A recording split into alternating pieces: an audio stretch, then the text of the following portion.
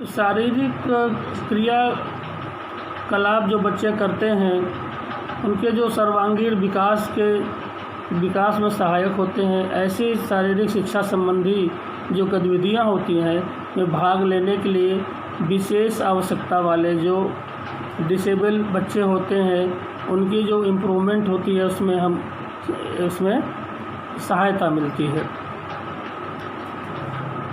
Research और studies के बाद यह हमें जानकारी मिली है कि शारीरिक गतिविधियों में पार्टिसिपेट करने वाले जो विशेष आवश्यकता वाले बच्चे होते हैं उनकी जीवन शैली में बहुत सुधार आया है, जिससे उनकी मोटर स्किल पॉजिटिव रूप से प्रभावित होती है। लाइफस्टाइल में सुधार आने से उनका व्यक्तित्व निखरता है तथा आत्मसम्मान में वृद्धि होती है। उनकी जो फिजिकल एक्टिविटीज़ होती हैं, नियमित जो एक्सरसाइज या अभ्यास विशेष आवश्यकता वाले बच्चों पर आश्चर्यजनक प्रभाव पड़ता है। कौन कौन सी ऐसी स्थिति है जिन पर उनका बहुत प्रभाव पड़ता है, तो मैं उनके बारे में आपको डिस्कस करूँगा। फर्स्ट है फिजिकल इम्प्रूवमेंट। वे बच्चे जो विकलांग समूहों पर खेलने के लिए आते हैं, उनका ये ग्रुप होता है, वो जब मैदान पर आते हैं तो उनको खेलने के लिए उनको बड़ा अच्छा लगता है। तो हमें उनको किस प्रकार से उनको ट्रेनिंग देना है, किस प्रकार से उनकी सहायता करना, जिससे उनमें एक खेल का जो स्तर है, जो मोटर स्किल है, वो बढ़ सके। डेली लाइफ में जो फिजिकल एक्टिविटीज़ कराई जाती है, जो दिव्यांगजन होते हैं ऐसे बच्चों के मोटर स्किल पर पॉजिटिव प्रभाव पड़ता है। शारीरिक जो फिजिकल एक्टिविटीज़ होती है पार्टिसिपेट्स करने से उनमें बहुत ही सरप्राइज़ कर देने वाले प्रभाव पड़ते हैं। उनकी जो मसल्स होती हैं उनमें पावर आती है, उनके इंड्योरेंस में जो सहन शक्ति होती है बहुत अंतर आता है, उनकी सहने की क्षमता बढ़ जाती है। उनका जो कार्डियोवास्कुलर सिस्टम है वो बहुत ही स्ट्रांग होने लगता है और धीरे धीरे उनके अंदर बहुत ज़्यादा सुधार आने लगता है। फिर है उसके बाद मेंटल इम्प्रूवमेंट। नियमित अगर बच्चे डेली फिजिकल एक्टिविटीज़ में पार्टिसिपेट करने लगे तो उनके बॉडी में बहुत सारे चेंजेस आने लगते हैं। उनका जो मानसिक स्थिति होती है वो बहुत ही स्ट्रांग होने लगती है। और जो दिव्यांगजन जो होते हैं ऐसे बच्चों को कभी भी चिंता, डिप्रेशन या अन्य मेंटल होते हैं, बहुत सारे मानसिक जो चिंताएं होती हैं उनसे उनको मुक्ति मिलती है। और जो डिसेबल लोग होते हैं उनके जो मस्तिष्क होता है उसमें बड़ी हैप्पीनेस आती है और उन्हें स्ट्रेस फ्री रखने में इम्पोर्टेंट रोल अदा करती है। नियमित रूप से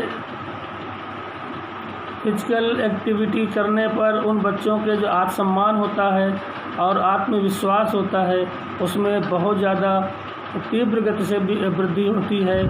तो उनमें सोशल अवेयरनेस का संचार करते हैं। तो ऐसे बच्चों को फिजिकल एक्सरसाइज में पार्टिसिपेट करना चाहिए, जिससे उनका physical improvement and mental improvement हो सके। थर्ड है सेल्फ इस्टीम, आत्मसम्मान।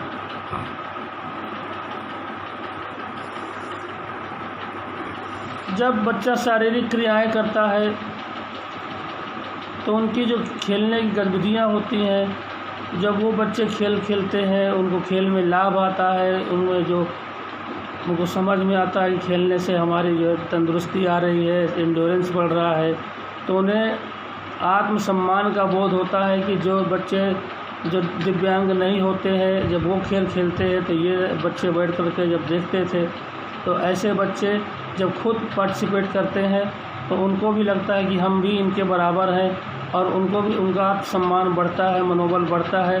तो हमें ऐसे बच्चों का हमेशा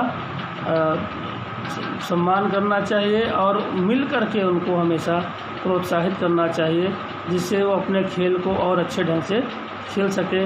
बल्कि हमको ये नहीं करना चाहिए कि अगर बच्चा खेलना चाह रहा है या खेल रहा हो तो हम उसके जो बॉडी में कोई भी दिव्यांगता है उसको लेकर के हम कुछ कमेंट करें जिससे वो बच्चा आहत हो जाए और दोबारा मैदान में ना आए।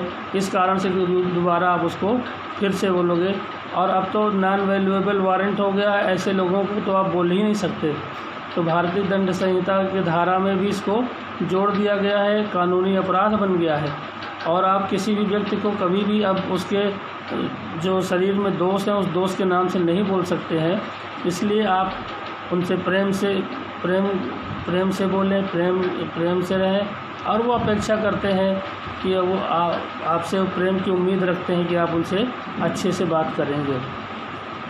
Reduce the level of anxiety, stress and depression.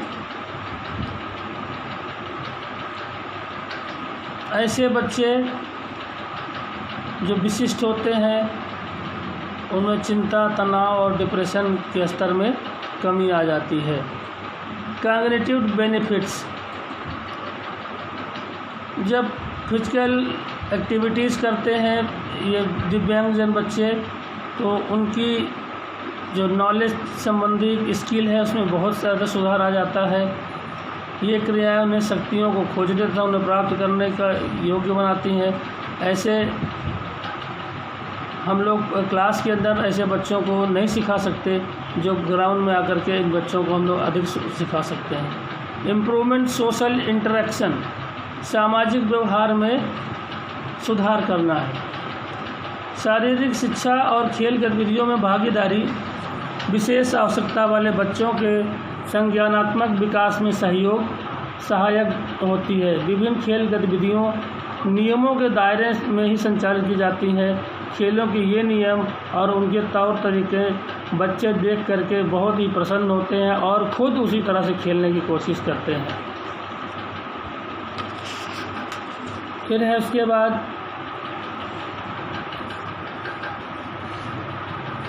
बहुत सारे हेडिंग्स हैं, अब आप लोग खुद पढ़िएगा, समझिएगा। और हमें ऐसे बच्चों पर विशेष ध्यान देना है जिससे उनका मेंटल लेवल कभी भी डाउन ना हो। और हमें समाज में उनको उचित सम्मान देना चाहिए और ऐसे व्यक्तियों को हमेशा उनके बारे में जो समाज में घटित हो रहा है वो सारी चीज़ों को बताना चाहिए। ऐसे लोगों से मित्रता रखने में कोई बुराई नहीं होती, बल्कि आपका सम्मान उनकी नज़रों में और बढ़ जाता है। तो हमारी आपसे भी यही उम्मीद है कि अगर समाज में कोई दिव्यांगजन है तो ऐसे दिव्यांगजनों को आप लोग सम्मान देंगे और अपने आचरण से, अपने व्यवहार से उनको खुशियाँ ही देंगे, तकलीफ़ नहीं देंगे। तो इस चैप्टर में इस टॉपिक का मेन उद्देश्य यही था। अब कल के लिए नई टॉपिक्स होगी, उस पर हम लोग डिस्कस करेंगे। हाँ, कल एग्ज़ाम है आप लोगों का, तो एग्ज़ाम में आप लोगों को 45 मिनट के एग्ज़ाम है। 45 मिनट के एग्ज़ाम में आप लोगों को क्वेश्चन जो दिए जाएंगे उसको अच्छे से पढ़ना है और उन क्वेश्चन को पढ़ करके उनका आपको आंसर देना है। मेरी एक रिक्वेस्ट है आप लोगों से कि जो पढ़ा है, जो हम लोगों ने पढ़ाया है, जो आपके समझ में आया है वही उत्तर दीजिएगा। बुक से उत्तर लिखने से कोई बेनिफिट नहीं मिलेगा, गूगल से खोज करके आंसर देने से कोई बेनिफिट नहीं मिलेगा। और आप घर बैठे हैं, लॉकडाउन है, हम भी उसी तरह से हैं, यहाँ पर बैठे हुए हैं। तो ये आपके मेंटल लेवल को चेक करने का है कि हाँ आप लोग घर में पढ़ रहे हैं कि नहीं पढ़ रहे हैं।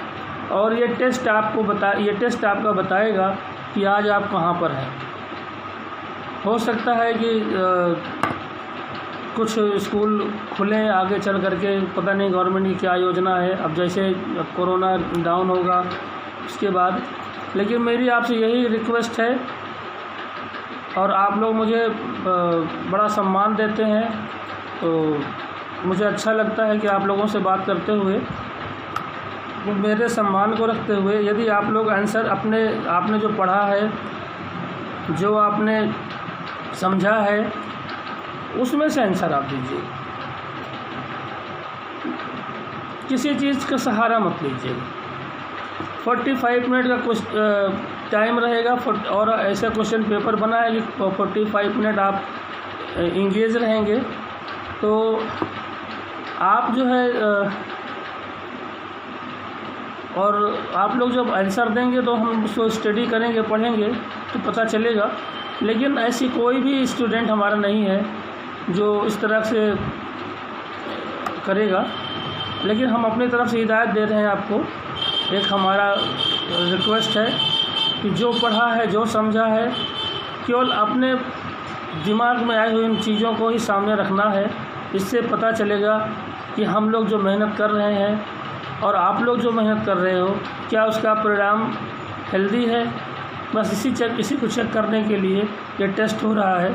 बाकी प्रिंसिपल सर हैं और हमारी इंचार्ज मैडम है, वो बताएंगी कि इस एग्ज़ाम का क्या इम्पोर्टेंट है।